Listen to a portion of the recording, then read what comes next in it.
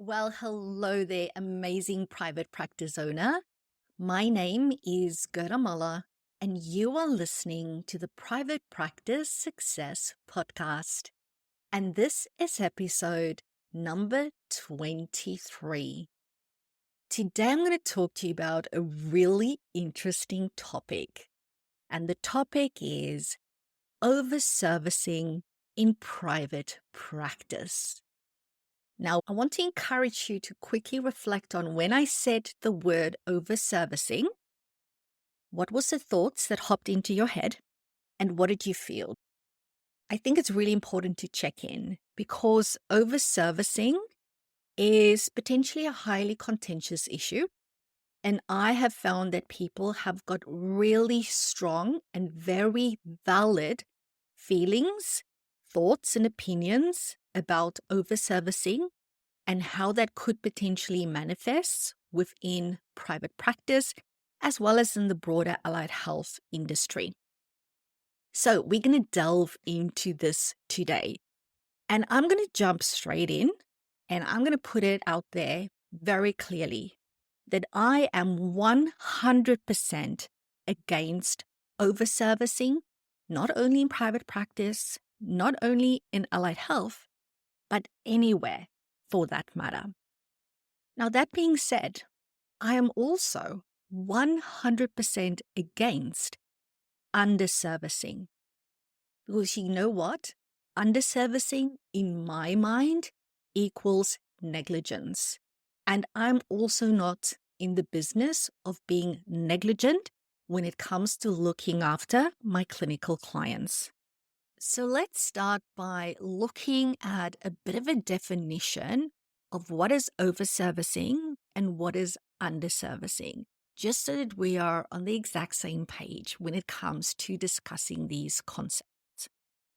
So over-servicing within the allied health industry refers to providing more services or more treatments than are clinically necessary for a particular client. Underservicing, on the other hand, occurs when a client receives fewer services and therefore less care than is clinically required to address their condition or achieve their mental health or allied health goals. So again, neither of these two are good for the client. And especially for us as allied health professionals, as helpers, our number one motivator, our number one goalpost, our number one guardrail for what it is we do as helping professionals is to do no harm and is to help the person. And engaging in either of these things are really problematic because if you think about a client-clinician relationship, it consists of a potential, perceived, and very real power differential between client and clinician. So it is really up to us as the clinicians to ensure that neither over nor under-servicing is occurring. And we do that by first and foremost knowing how does it happen. So let's have a look at over-servicing. There is a lot of things that can contribute to over-servicing. But if I think about all the many conversations I've had with clinicians over the last 20 plus years, if I consider everything that I've read, everything that I've researched, I am confident when I say that I think there's three main reasons why over-servicing occurs. The first is a lack of clear treatment goals. This is when maybe a clinician sets treatment goals when a client first come in for session 1. Maybe they set another, couple of treatment goals at session 6 or even 10, but then at some point in time, they just stop doing it. Or the treatment goals become really vague. It's not specific. It's not measurable. And what ends up happening is the client just keep pitching up and the clinician just keeps doing their thing, but there's no clarity as to what is this destination that the two of us are working towards. And unless we know what that treatment goals are, the destination is part of this process, we won't know when we get there. And as a result, we might never get there. At the very least, we need to be able to have a conversation and go, all right, we've reached these treatment goals, and now we can make a new decision as to something different is required from here on. So lack of treatment goals is the first thing. Secondly, and I think this is also linked to the lack of treatment goals, is a misunderstanding of the client's needs. I think a lot of times, and we need to be really careful here as clinicians, we might think we know what the client needs, but their needs might be totally different. Some clients are really good at telling us what their needs are. Other clients are not so good at it, right? So it's really important for us as clinicians to ensure that we know what this individual client's needs are. Even if on one day you are seeing 5 clients and they all have a diagnosis of generalized anxiety disorder, their needs for coming into therapy, as a psychologist I'm speaking, and therefore also their treatment goals are going to look different. And unless we as clinicians take responsibility for having that discussion, there is going to be that misunderstanding, and we might just keep on servicing them and the client's needs aren't being met. So we need to make sure that we know what those needs are and we service it accordingly. And then the one that I really don't like, but that often leads to over-servicing, is the pressure to meet financial targets. And this can happen in an array of different settings. This can happen in public health, this can happen in our NGOs, and this can happen in private practice. It happens across the industry where a clinician has a set number of billables, i.e. financial targets that they need to meet on a daily or weekly basis. And let me just say for clarity, there's nothing wrong with having those. I'm not saying you shouldn't have it. What I'm saying is where this goes wrong is when over-servicing occurs as a means of achieving those targets. Let's say, for example, instead of the organization or the business ensuring that there's new client flow coming in, what they do is they just keep on churning current clients via over-servicing in order to meet those financials. So it's not about helping the right clients with the right issues. It's just about seeing clients. So that is a mismatch there that happens. So again, nothing wrong with billables. As a business, you need those. You need targets. That's how you run a business. But you need to ensure that it is achieved in the correct manner. And over-servicing is not the way to do it. Needless to say then, over-servicing therefore can lead to very real and very valid ethical concerns for us as clinicians and for us as businesses within this field, and for the impact that this can have on clients. It also can lead to financial strain for clients, where clients keep on coming for sessions that they don't need. Okay, that is not good. And then also that potential damage to the trust between the clinician and the client, and also the industry and the client.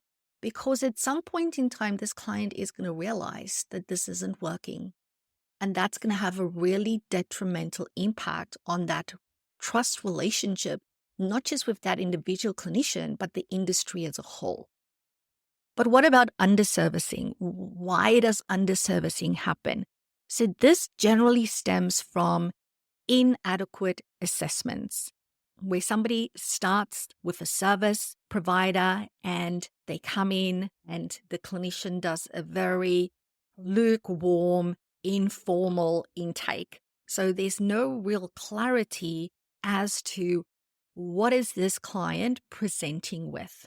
So if we don't know what is going on with this person, we can't help them properly, right? And we can't expect the client to come in and just go, here's a PowerPoint presentation of my life, my history, and all the things that I struggle with. No, it is your work as a clinician to ask the right questions, to engage the client, to build trust and rapport right off the bat so that that client feels comfortable to tell you the things that you need to know in order to do a thorough assessment. Now, for clarity, I don't think you necessarily need to do that all in the one first session. A lot of times, depending on the client, depending on the work you do, you're going to be doing that assessment over the first 1, 2, even 3 sessions that you're having with this person. But as the clinician, you need to make it your job and you need to have a framework that you use to make sure that an adequate assessment has happened. Because if not, you might help them with A, but you never get to help them with B, which is a real issue because you didn't ask the question. And the client might not even know that it's relevant, that it's contributing to A. Okay, so that's really important. The second reason that underservicing can occur is due to time constraint. Oh, I've got a lot of examples of this in private practice, but the first one that springs to mind was I once had a businessman come in to see me for the first appointment. When he booked his appointment, he just said he wants help with anxiety. Book in the first appointment, and within the first 2 minutes, he tells me, Gerda, I need to fly to Sydney for business in 2 days, and I've got this massive fear of flying, and I need to do this as part of my work. I'm already having panic attacks. I need you to help me because I need to be on a plane in 2 days' time, and I've got no idea how to do it. It's like, yeah, no, I can't help you like in the next 50 minutes, and I'm fully booked the rest of the day and tomorrow, and then it's the day you're flying. Right? That is some real time constraints. So there was underservicing happening for that client because I could not service his needs in the time constraints that I had. I've also had people come to me with a fear of public speaking. And again, it was like, I need to do this talk at work in 7 days. I don't know what I'm going to do. I can't sleep at night. I'm so stressed about it. I need you to help me. And it's like, I'm booked for the rest of the week. I can't help you in one session. That is real time constraints. Time constraints can also manifest in terms of the type of funding that clients come in with. For example, if I think about EAP clients and work cover clients, also general insurance clients. So we do a lot of those type of works at my practice, less EAP work, but we do a lot of work cover and insurance-based work.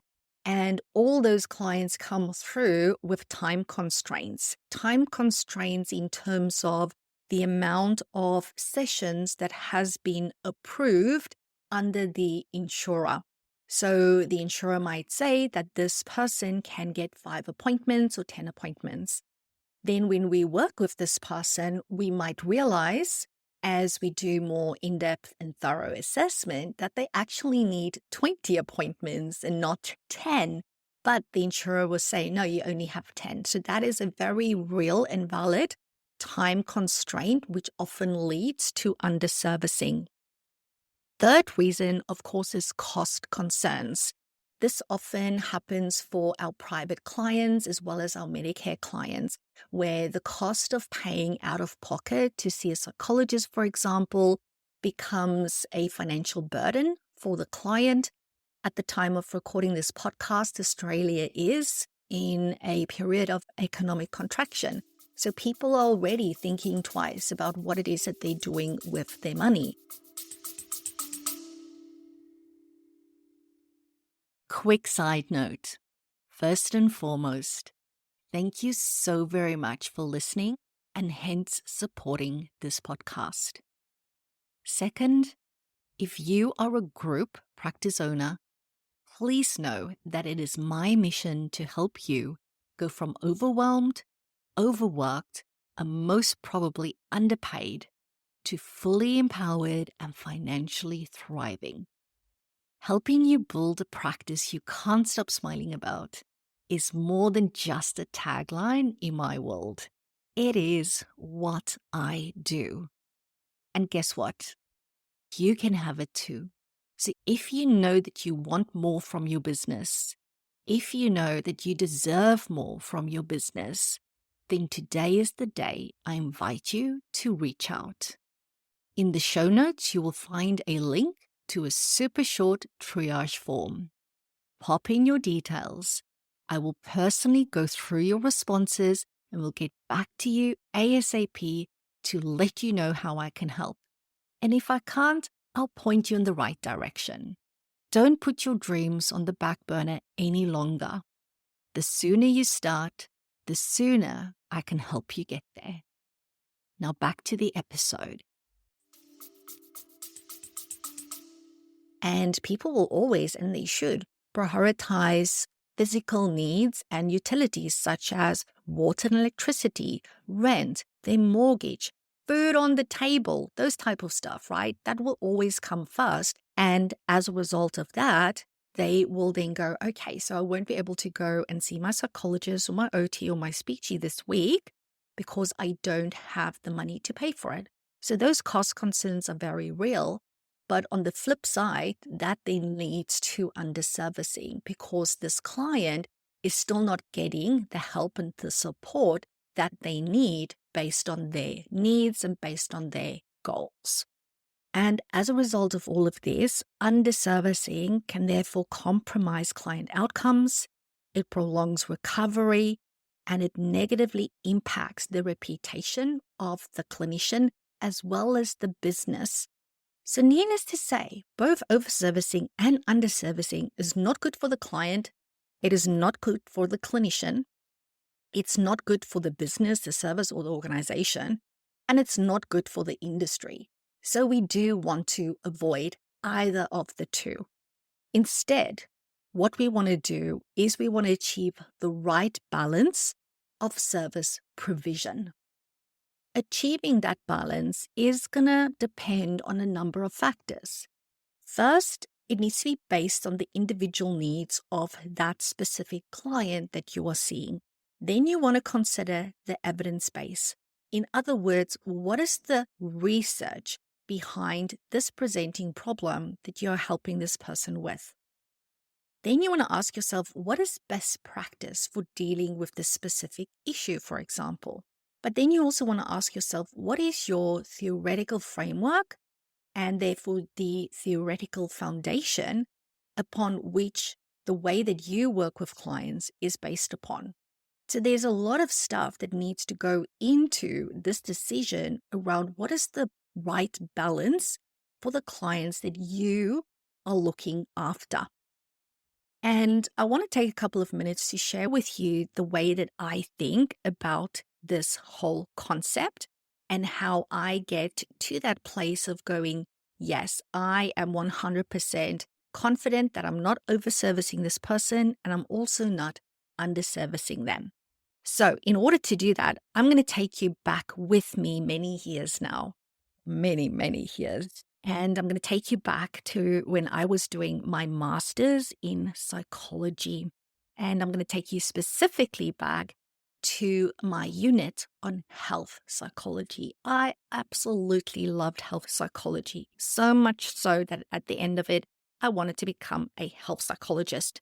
Now, that being said, when I did my neuropsychology unit, at the end of that, I wanted to become a neuropsych. When I finished my child psychology unit, I wanted to become a child psychologist. But I think that is a pretty common process that we go through when we're doing our masters, and we just love every unit. But in terms of my health psychology unit, this is one of those, defining moments in my learning as a psychology student, but fundamental moments in who I became as a clinician as a result of learning this concept. And I've continued to use it in my life as a psychologist, and I've always trained my clinical team members in this as well. And that is the term called salutogenesis. Have you heard of that before?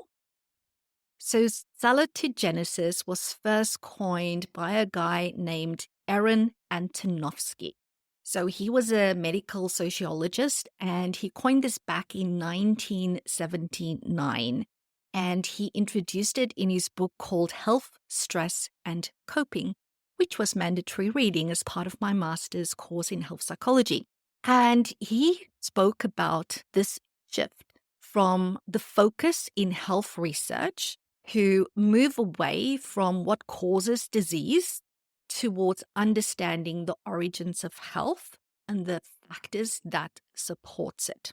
And one of the core principles that he speaks about is the importance of having a sense of coherence. And that is each person's ability to really see and view life as, first and foremost, comprehensible, secondly, manageable, and thirdly, meaningful. And Antonovsky said that those things are key to determining your health and your overall well-being. So in terms of comprehensible, what he meant with that is that life events in your world needs to be structured, predictable, and understandable. When he spoke about manageable, that meant that individuals need to feel that they have the resources at their disposal that will help them to meet their challenges. And then meaningful is that sense that life is purposeful and that challenges are worth the effort to work towards overcoming. So having a strong sense of coherence meant that you had those three things. And of course, this will manifest at various different levels in each of our world. And the whole idea was that your health, your wellness, and your coping with all of that will be dependent on those three factors, which forms your sense of coherence.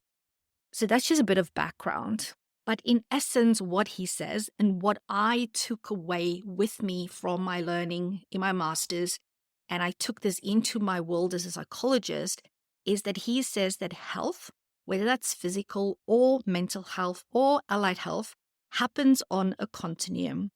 And on the one hand side, if you imagine me drawing a line from left to right, here on the left, on the one hand side, is disease or dis-ease. So that is the pathology, like you are sick if it's physical health, or if it's a mental health condition, like I'm a psychologist, somebody's stressed, they're depressed, they're anxious, they might do a DAS when they're in dis-ease and it's like high symptoms, like very severe symptomology. So it's from that end all the way to the other end of the continuum on the right-hand side of my line of health ease. That's where you're healthy. So you are on this continuum from disease or dis-ease to healthy or health ease. And then anywhere in between at any point in time. So if you think about clients coming into your service, they are coming in at various points on this continuum, which means that it's really your job to know where they're coming in and to meet them at that point on the continuum. And that point on that continuum is going to determine their treatment goals, their specific needs. And therefore, you need to do that adequate assessment at that time to understand what those things are, right? And then it's our job to meet that person in that place and then move them along the continuum towards their health goals.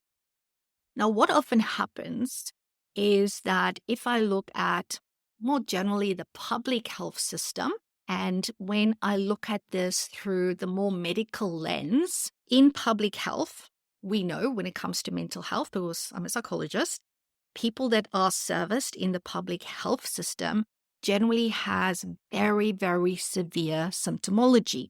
I don't like using those clinical terms, but I'm using it because I want this to make sense for you. They go in there. So a lot of times, in private practice, we might refer people to public health, and public health will tell us, no, we can't take on this client because their symptoms aren't severe enough. So they only take really severe symptomology. So that is where people in public health generally starts. And the medical model has been designed in a way where they take people from a place of disease to an absence of symptomology, which is the middle point of the continuum. Okay, that's Antonovsky saying that, not me. So absence of symptoms is the midpoint of the continuum. And that's the medical model. The medical model says you're coming in, your depression, anxiety, stress, severe. We work with you for X amount of time. We do another DAS, depression, anxiety, stress scale, for example.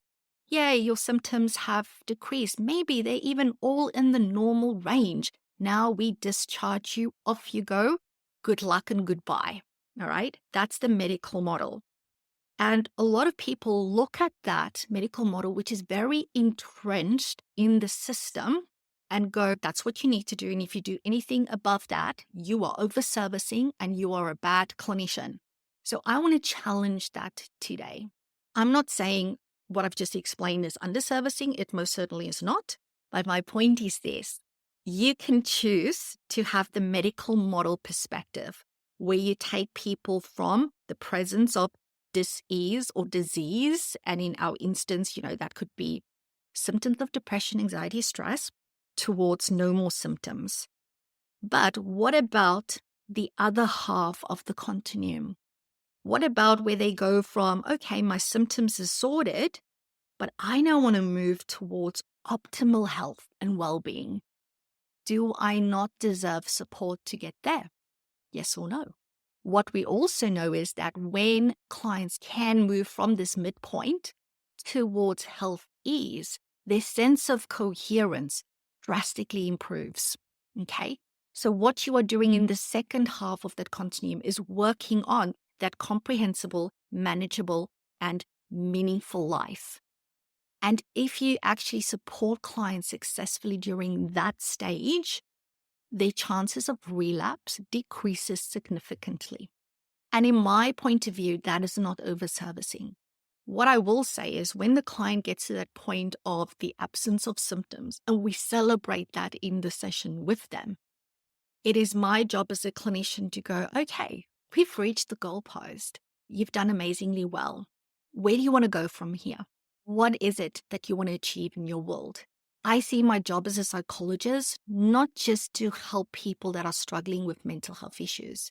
I have always said that I can take any person off the street, a random person whom I've never met, somebody that has never ever experienced any mental health symptoms, which don't exist, by the way, but let's say they did, and I brought them into session. I can do 6 sessions with them, and they will pay me money, and they will feel that they are getting value for it, and their world and their life will be better for the skills that they have learned in those sessions, because we can all learn something new. None of us are perfect. None of us have a full set of coping skills. We can all work on our thinking styles. We can all work on our relationships. We can all work on living a better, more purposeful, meaningful life. So I do see it as my job, and I feel like it's my ethical responsibility to tell a client that we've now gotten from dis-ease, from the left to the middle. This is where we're at. These are your options from here. We can now do the following. And I will tell them about what that is.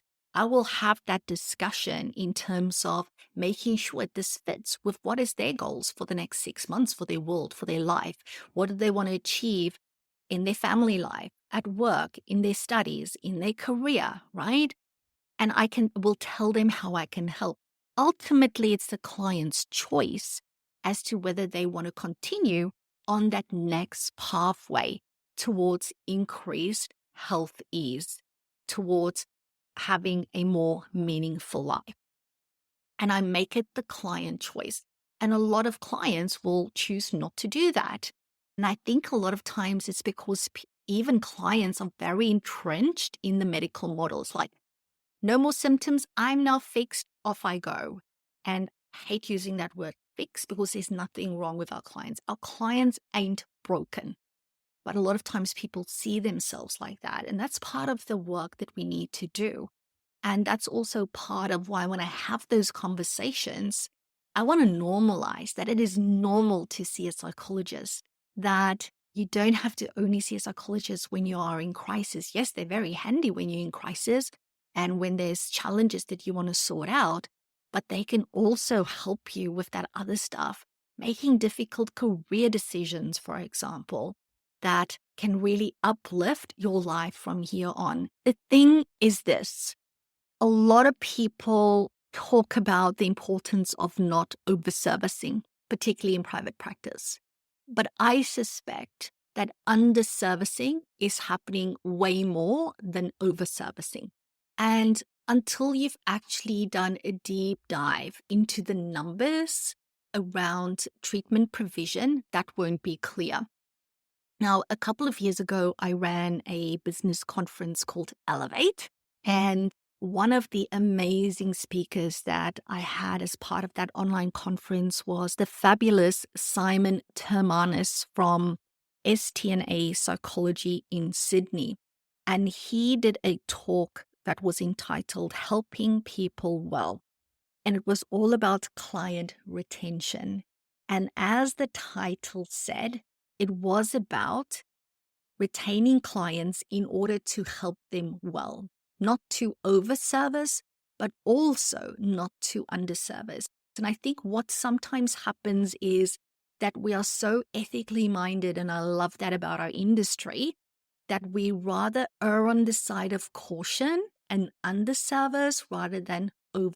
I'm not saying overservicing doesn't happen. I'm sure it does. And if it does, you need to call it out. But I have found, and I speak a lot from a psychological point of view, because the majority of people I work with are psychology practice owners. The second biggest group of practice owners I work with are occupational therapists. And then I also work with speech pathology business owners, dietitians, physios, all of the above.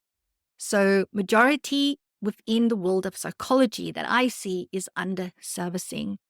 And I want to give credit to Simon because I have learned so much from him around those numbers.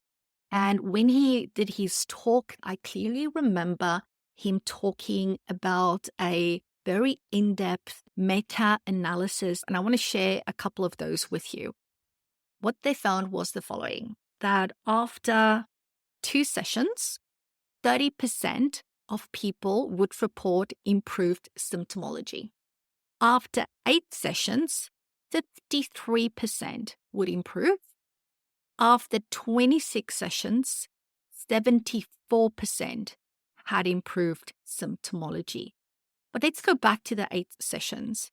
So 8 sessions, 53% improve. That is half, just over half.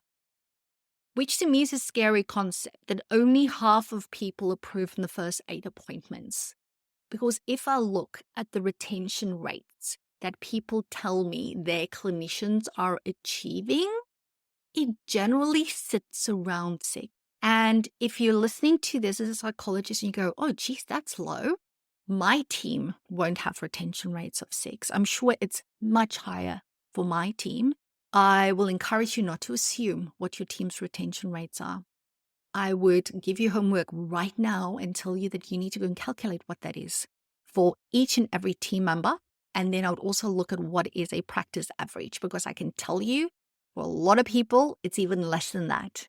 It's very scary when you actually look at the data and then look at research tells us that people in general going to need 8 sessions for 53% of them to have improved symptoms.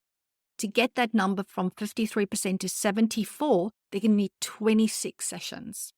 Very, very interesting. So I suspect, based on a lot of research that I've done, speaking to a lot of people, speaking to a lot of practice owners, I think there's a lot more underservicing happening than overservicing, especially in the psychology part of our industry. So it's really very important for you to know what is those industry benchmarks, so to speak. What does the research tells us in terms of how many sessions do somebody needs for this specific problem? And the research actually differentiates also on another level between acute symptomology, chronic symptoms, and then characterological symptoms, and the amount of sessions required to address each and every one of those type of symptoms in order for improvement to occur.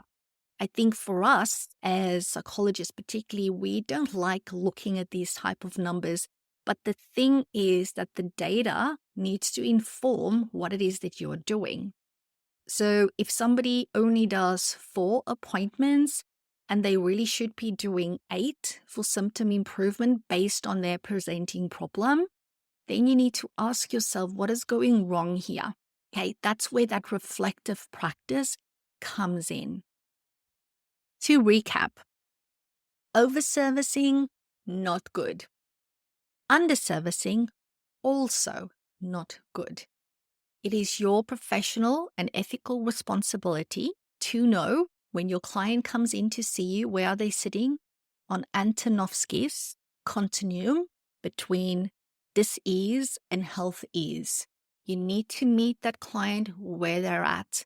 You need to do a thorough assessment of their needs and their treatment goals. You need to know who you are as a clinician. You need to know what is the evidence base you need to keep in mind. What is best practice? What is your ethical obligations here? And what is in the best interest for this individual client? You put it through that filter and you go from there.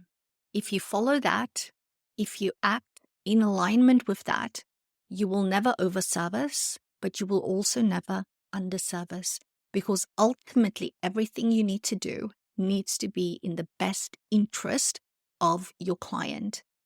And remember, it is your job to support the client in determining what that is. A lot of clients are good at expressing what it is that they want and need. Some struggle with that. Again, you need to meet the client where they're at. You need to help them with that process. But you, as the clinician, with a lot of research behind you and experience, you are also there to guide this client towards painting that picture for them of what is possible for them, that they are not broken, that they can have a meaningful and purposeful life despite a disability, despite a mental health challenge, that they do not have to be satisfied with mediocre or just with good enough or just with no more symptoms. That's not the life I want for myself. That's not the life I want for my kids, for my family, for my friends, for my clients. So I do see it philosophically and ethically that it's my job to paint that picture of what life could be like for them. And if they want my help to get there, I am with them 100%. I will walk that path with them 100%. And if they choose that now's not the right time, I totally respect and understand that as well. And my clients always know that our doors are always open. You can come back at any time in the future. We will be here to help you on that next stage. And that is where I'm going to leave it for today. Thank you so very much for tuning in. I hope that was of help.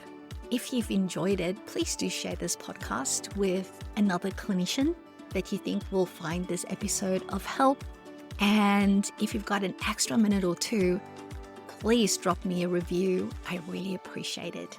Thank you so very much. Have an amazing rest of your day. And as always, remember that I am here to help you build a practice you can't stop smiling about.